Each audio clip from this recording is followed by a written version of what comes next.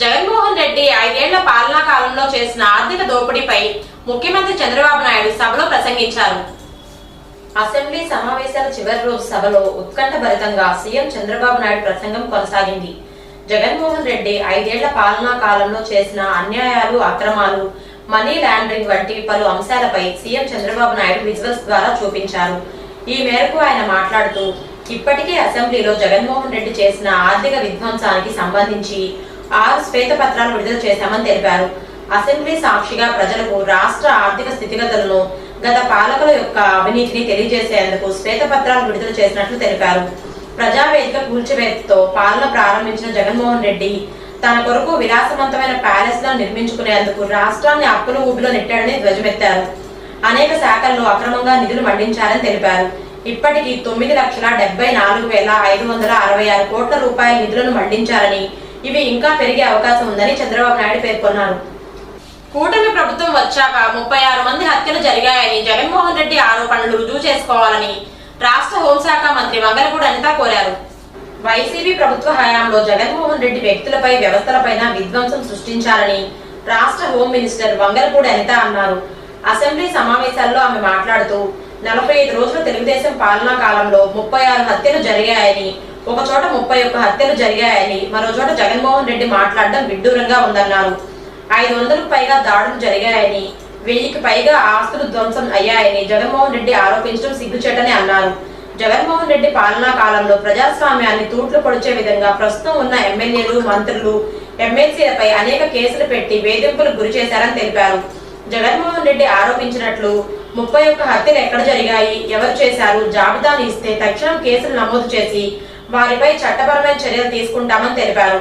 31 మంది పేర్లు ఇవ్వాలని జాతీయ మీడియా కోరగా సమాధానం దాటవేసి అక్కడి నుండి జగన్మోహన్ రెడ్డి వెళ్లిపోయారని గుర్తు చేశారు.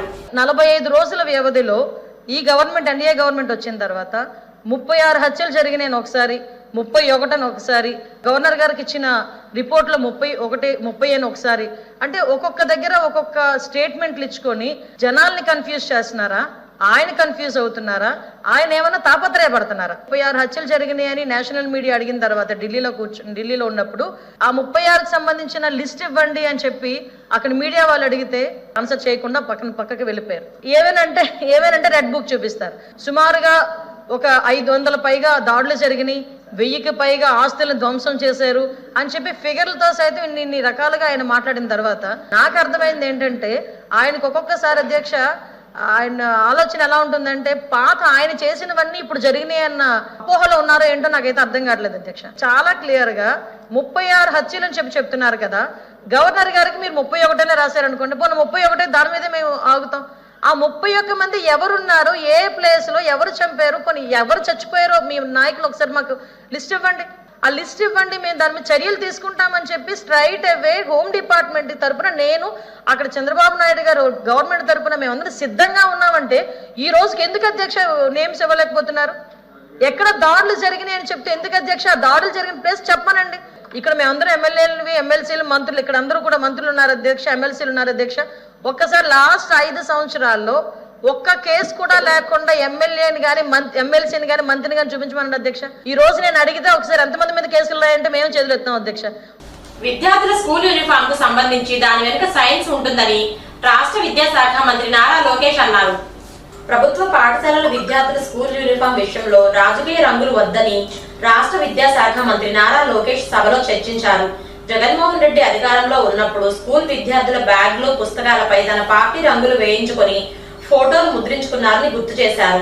విద్యార్థులకు సంబంధించి రంగుల విషయంలో సైన్స్ ఉంటుందని ఆయన పేర్కొన్నారు.